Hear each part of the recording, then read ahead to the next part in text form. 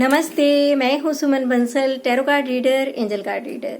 हाँ जी, मुझे लगता है, उम्मीद कर सकती हूँ, सिर्फ उम्मीद ही कर सकती हूँ, बाकी तो आप कितने ईमानदार हैं अपने प्रति, मेरे प्रति, अपनी भक्ति के प्रति, ये तो ईश्वर ही जानता है। सिर्फ एक मार्गदर्शन है जो मैं समय समय पर आप लोगों को दे सकती हूँ।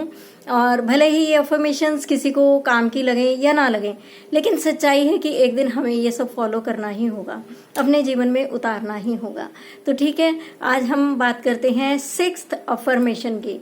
सिक्स्थ अफर्मेशन क्या कहती है, हमें अपने जीवन में किस रूल को फॉलो करना है। देखिए, टाइम आने पर जब हम ये अफर्मेशंस का पीरियड क्लियर कर लेंगे, यानी कि नेक्स्ट नवरात्रों तक मैं आपको बहुत कुछ देने वाली हूँ। तो अफर्मेशन क्या है? I will love my self and everyone unconditionally.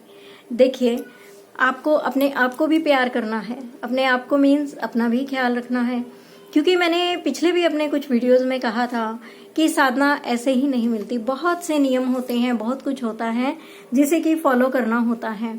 आहार विहार का ध्यान रखना होता है, कुछ सूक्ष्म क्रियाएं होती हैं, कुछ मुद्राएं होती हैं, उनका पालन करना होता है, कुछ नियम होते हैं साधना मार्ग पर आगे बढ़ने के लिए। तो कहाँ से शुरुआत करें? हमेशा मैं बोलती हूँ कि पहले अपने आप से। इन दिनों मैंने जितनी बार भी बताया, अपने आप से, अपने आप से। तो अभी क्या है, यहाँ इस अफर्मेशन में भी आया है कि I will love my self. सबसे पहले मैं अपने आप से प्यार करूंगा। सबसे पहले अगर क्षमा भी करना है तो अपने आप को करना है। ठीक है, तो अपने आप को हम प्यार कैसे करें, अपनी देखभाल कैसे करें? जी हाँ, अच्छी अच्छी डाइट लीजिए। मुझे याद है, मेरे गुरुजी ने हमेशा मुझे बोला है कि जिस वक्त आप साधना करते हैं उस वक्त आपका पेट बिल्कुल खाली होना चाहिए। ये नहीं है कि आपने दुनिया भर का ठूस ठूस के खाया, शाम को आप मार्केट गए और बहुत ही संतुलित आहार लेना होता है कि कभी आप चाट पकौड़ी ले रहे हो, कभी आप कुछ खा रहे हो, आपको गैस हो गया है, आपको एसिडिटी हो गया है, और फिर आप जब साधना करने बैठते हो तो अपान वायु आपको परेशान करता है, तो आप गंदी गैस पास करते हो। तो ये बहुत बड़ा फॉल्ट है, खास करके माँ की भक्ति में। आप कहेंगे कि ये तो शरीर है और ऐसा होना स्वाभाविक है, हम इन चीजों का दमन नहीं कर सकते। लेकिन अगर आप साधना के पथ पर हो तो आपको इन बातों का अवश्य ही ध्यान रखना चाहिए। तो अपान वायु सच में एक दोष है और आपको पता होना चाहिए कि उसके बाद आचमन करके ही, अपने आप को शुद्ध करने के बाद ही आप आगे माला जप सकते हो। तुरंत रोक देने का विधान है। इसी तरह से अगर आपको उबासी आती है तो आपको समय पर सोना चाहिए, समय पर जागना चाहिए। उस समय जो उबासी आती है तब भी इसको एक विकार ही माना गया है, दोष ही माना गया है साधना में, और उस वक्त भी आचमन इत्यादि क्रियाएं की जाती हैं। अब बहुत सारे व्यूअर्स जो बहुत पहले से साधना कर रहे हैं उनको पता होगा, बहुत सारे लोग फॉलो भी कर रहे होंगे जिनको नहीं पता है, जो फर्स्ट टाइम ये सब देख और सुन रहे हैं, उनके लिए अलग सी बात हो सकती है। और जो यंग ब्लड है, आमतौर पर वो कहता सुना जाता है कि इन बातों से कुछ नहीं होता, मन साफ होना चाहिए। मन में इतना कचरा भरा हुआ है बेटा जी कि हम खुद भी उसको कितना भी साफ करते रहे अपने आप को, लेकिन फिर भी कहीं ना कहीं गलती होती है और कहीं ना कहीं पकड़ में आ जाती है। तो ठीक है, खाली मन से कुछ नहीं होता, तन भी साफ होना चाहिए और आदत अच्छी होनी चाहिए।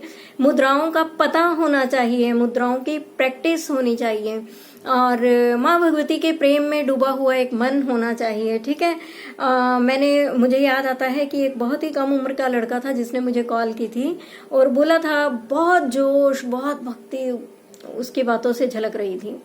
मैंने उससे सिर्फ एक ही बात पूछी, जो उसका जुनून था, जो उसका पैशन था। मुझे ये लगता था कि उम्र अभी इसकी कुछ भी नहीं है, एक सपनीली दुनिया में जी रहा है। और मैंने उससे ये पूछा कि बेटा ठीक है, आप बहुत पूजा करते हो, बहुत टाइम लगाते हो, सब कुछ करते हो, सिर्फ मुझे ये बता दो कि माँ का वास कहाँ है, माँ कहाँ वास करती है, क्या नाम है उस जगह का। तो उस बच्चे को कुछ भी नहीं पता था। तो बेकार में ऐसे ही अपने शरीर को कष्ट देना, जिन चीजों का आपको पता ही नहीं है। माँ का मूल मंत्र कौन सा है, पता ही नहीं है, लेकिन माँ माँ माँ माँ, और मैं भक्ति करना चाहता हूँ, मैं सिद्धि प्राप्त करना चाहता हूँ, ये है वो है। नहीं नहीं, सिद्धि नहीं करनी है, नहीं मैम सिद्धि नहीं करनी है, लेकिन मैं ऐसे करना चाहता हूँ, वैसे करना चाहता हूँ, पता नहीं क्या क्या। नहीं, कुछ रूल्स होते हैं, वो गुरु ही बताया करते हैं, और यहाँ पर भी जितना पॉसिबल है वो मैं आपको बता रही हूँ। तो बात हो रही थी कि I will love my self कैसे करेंगे। जी हाँ, अपने आप को खुश रखकर।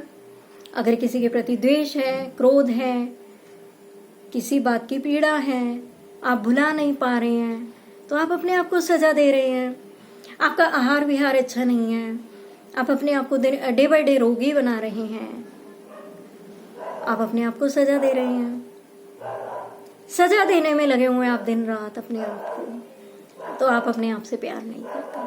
आप अच्छा आहार नहीं ले रहे हैं, तरह तरह की प्रॉब्लम्स हो रही हैं, आप सजा दे रहे हैं। ये कैसा प्यार है अपने आप से? कैसा प्यार है बताइए? कैसे करें प्यार? अच्छा आहार लीजिए, अच्छी सोच रखिए, खुश रहिए, बेहद खुश रहिए। खुश रहने के कारण ढूंढिए, हर बात को एंजॉय करना सीखिए। जो है, जितना है, जैसा है, एंजॉय कीजिए उस चीज को बिल्कुल खुले मन से। और जीवन में पता है जो मौके आते हैं छोटे छोटे खुशियों के, उनको एंजॉय कीजिए। ये नहीं मेरी तो किस्मत में सुख ही नहीं है, सुख नहीं है तो कोई दे भी नहीं सकता। परमात्मा सभी के लिए एक समान दृष्टिकोण रखते हैं, किसी को भी दुख नहीं देते हैं। लेकिन हमें लगता है कि मेरी किस्मत में तो उस ऊपर वाले ने सुख लिखकर भेजा ही नहीं। ठीक है, अभी आपको लगता होगा कि शायद मैडम आपने दुख नहीं भोगे इसलिए आप ऐसा बोल रहे हैं, आपने कोई तकलीफ नहीं देखी होगी इसलिए ऐसा बोल रहे हैं। नहीं बेटा जी, अपनी लाइफ में जितना दुख, जितनी तकलीफ, जितनी परेशानियां मैंने सही होंगी, बहुत सारे मेरे व्यूअर्स ऐसे हैं जिन्होंने उन चीजों का नाम भी नहीं सुना होगा। इन सब से मैं निकली हूँ, और कब किस पर फिर कैसा कोई सा वक्त आ जाए कुछ नहीं कहा जा सकता, लेकिन झेलना पड़ता है, उनसे फाइट करनी पड़ती है, आगे निकलना पड़ता है। और मैं तब भी खुश रहती थी और अभी भी खुश रहती हूँ। ठीक है, आपको मेरा चेहरा देखकर लगता है कि मैं बहुत थकी हुई, बहुत लड़ी हुई, बहुत हारी हुई हूँ? नहीं, जो इष्ट से प्यार करता है वो इन चीजों से नहीं डरता। ठीक, अपने आप को खुश रखिए। जिस काम में आपका मन लगता है, जिस काम को करके आपको खुशी होती है, उसे करिए। भक्ति का मतलब ये नहीं होता कि आप जो क्रिएटिविटी आपके अंदर है उसका दमन कर दें कि नहीं 24 घंटे नाम लेना ही भक्ति है। बिल्कुल नहीं है। ईश्वर ने आपको एक गुण देकर भेजा था कि उसे निखारिए, अपने उस गुण को आप इसमें और आगे बढ़िए, इस पर कुछ वर्कआउट करिए। जो गिफ्ट ईश्वर ने आपको दिया है ना, उस गिफ्ट का जो एक आखिरी मुकाम है वो क्या है? इस दुनिया में बांट देना। ईश्वर ने आपको जो भी गुण दिया है उसमें महारत हासिल कीजिए, आगे बढ़ते जाइए, और उस नन्हे से बीज का पौधा और पौधे से उसको पेड़ बना डालिए और उसके फल सबको बांट दीजिए। जो अच्छा आपके पास है उसे सोसाइटी में प्रोवाइड कीजिए, अच्छे कर्मों से, अच्छी वाणी से, अच्छे मन से। मनसा वाचा कर्मणा, आप जैसे भी जिसके काम आ सकते हैं आप अपनी तरफ से 100% दीजिए। छोटे छोटे अच्छे काम कीजिए और लोगों में खुशियां बांटते चले जाइए। खुश रखिए अपने आप को, और याद रखिए कि स्वाध्याय कभी मत छोड़िए। आप जिस भी देवी या देवता की भक्ति करना चाहते हैं तो आप उनके प्रति लिटरेचर पढ़िए। मैंने कुछ एक पुस्तकों के नाम सजेस्ट भी किए थे अपने पिछले वीडियोस में। कभी कभी मुझे लगता है कि उन्हीं बातों को दोहराने का कोई लाभ नहीं है, क्योंकि जब वीडियो बन चुके हैं। ठीक है, फिर भी मैं आपको जानकारी के लिए बता दूं कि माँ भगवती के आप अनन्य उपासक हैं, उनके बारे में जानना और समझना चाहते हैं, तो आपने जो YouTube और Google पर देखा है उस पर ट्रस्ट अभी मत करिए, अभी वक्त नहीं है। आप देवी भागवत पढ़िए, बार बार पढ़िए, आपको उसमें बहुत कुछ मिलेगा समझने को, जानने को। जब आप ये पढ़ लेंगे तब मुझसे कांटेक्ट कीजिए, आगे मैं बता दूंगी कि अब क्या पढ़ने की बारी है। ठीक है, तो आप जीवन में हर मिले हुए सुख का लाभ उठाइए, हर रिश्ते को एंजॉय कीजिए। अरे आप भगवान का शुक्र अदा कीजिए कि ईश्वर ने आपको माता पिता देकर भेजा है, आपको भाई बहन के रिश्ते से नवाजा है, आपके पास माँ है, बाप है, उनको खुश रखिए, खूब खुश रखिए। जितना आप मैक्सिमम उनके लिए कर सकते हैं ईमानदारी के साथ कीजिए। आपको भाई बहन दिए, कितने लकी हैं आप, आपके पास भाई है, बहन है, भाभी है और अनगिनत रिश्तेदार हैं, ढेर सारे दोस्त हैं। उन सब से मुंह मोड़कर अपने आप को एक खोल के अंदर डाल लेना भक्ति नहीं है। माँ ने आपको क्या देकर भेजा था और आप क्या क्या कर रहे हैं, कहाँ जा रहे हैं। मुझे याद है एक लड़के ने मुझे फोन करके ये भी बोला था कि मैं किसी से मिलता जुलता नहीं हूँ, मैंने अपने आसपास एक शेल क्रिएट कर लिया है, मैं उसी में रहता हूँ, मैं कई कई दिन बाहर नहीं निकलता। तो ऐसे में क्या है कि जो आप खुद से क्रिएट कर रहे हैं, जहां तक आपको नॉलेज है, जहां तक आपको समझ है, उतने ही ज्ञान के द्वारा जो चीजें आप क्रिएट कर रहे हैं, आप अपने माइंड को उतनी ही वो फीड दे रहे हैं। लेकिन आप बाहर जाएंगे, मिलेंगे, बोलेंगे तो आपको और भी बहुत कुछ सीखने, जानने और समझने को मिलेगा। दुनिया वहीं नहीं खत्म हो जाती जहां पर आप हैं। एक कमरे के अंदर आपकी दुनिया खत्म हो गई, लेकिन बाहर निकलेंगे, सबसे बातें करेंगे। कभी कभी छोटे छोटे बच्चों से भी हमें सीख मिल जाती है, नन्ही नन्ही बातों की सीख मिलती है। और पता है, बच्चों के मुंह से भगवान बोलते हैं और बच्चों के मुंह से सहज ही आपके लिए मैसेज निकलते हैं। कभी नोट किया है? मैं इस बात को बहुत नोट करती हूँ कि बच्चों के मुंह से सहज मेरे लिए बहुत सारे मैसेजेस निकलते हैं, और जब मैं उन पर गौर करती हूँ और उन चीज़ों को अमल में लाती हूँ तो वो बिल्कुल सही मैसेज होते हैं। तो अपनी दुनिया का दायरा बढ़ाइए, आप कमरे में बंद मत होइए और अपने तौर पर माँ भगवती को जानने का प्रयास कीजिए। मेरी बातें बहुत सिंपल हैं, इतना क्रिटिकल नहीं है भक्ति करना, और मेरा बताना भी इतना क्रिटिकल नहीं है कि किसी की समझ में ना आए। बहुत ही सरल भाषा का इस्तेमाल करती हूँ मैं। और अनकंडीशनल लव आप दूसरों को भी दीजिए, मेरा यही मैसेज है। कैसे?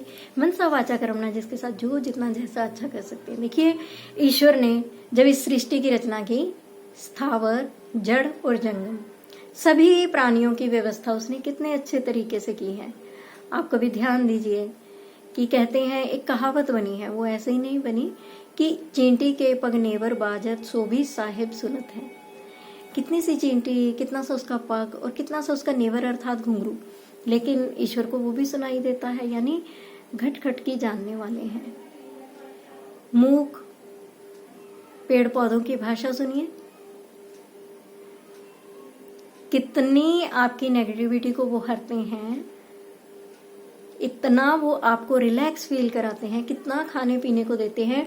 प्रकृति के प्रति समर्पित होइए बिना किसी स्वार्थ के। आसपास में जो पेड़ पौधे हैं उनको जल दीजिए, देखिए कितनी खुशी होगी। पेड़ पौधों को अपना प्रेम दीजिए, जीव जंतुओं को, प्राणियों को अपना प्रेम दीजिए, खूब प्रेम करिए उनसे। मूक निर्दोष ये जीव जंतु, भले कीट पतंगा ही हो, आपकी माँ ने उसमें जीवन डाला है। माँ भगवती के गर्भ से उत्पन्न संतानें हैं वे।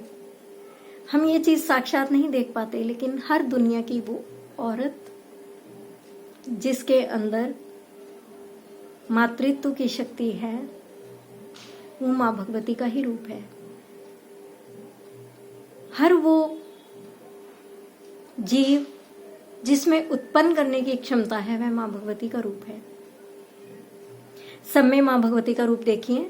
यहाँ पर मुझे एक बात समानता के उदाहरण के तौर पर याद आती है कि मैंने देवी भागवत में पढ़ा था कि एक जो उत्तम कोटि का भक्त होता है, वह वैश्य तक को नहीं दुत्कारता, क्योंकि उसको वैश्य में भी माँ भगवती नजर आती है। वह उसमें भी माँ का रूप देखता है।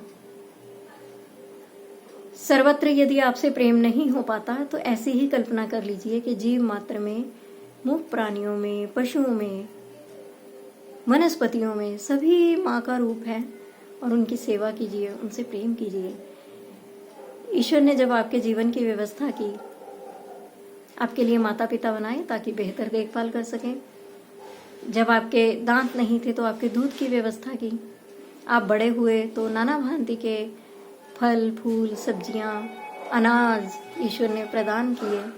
ये सब ना तो आपके माता पिता के परिश्रम से आए थे और ना ही आपके परिश्रम से, ये सब ईश्वर ने दिया। अनकंडीशनल लव ईश्वर का हमारे प्रति, और वो दिन रात सबको देने के लिए तैयार हैं, बहुत कुछ देने के लिए तैयार हैं। मगर क्या करें, हमारी पात्रता छोटी है, बहुत सीमित कर लिया है हमने अपने आप को। अपने दृष्टिकोण को व्यापक कीजिए, अनकंडीशनल लव कीजिए।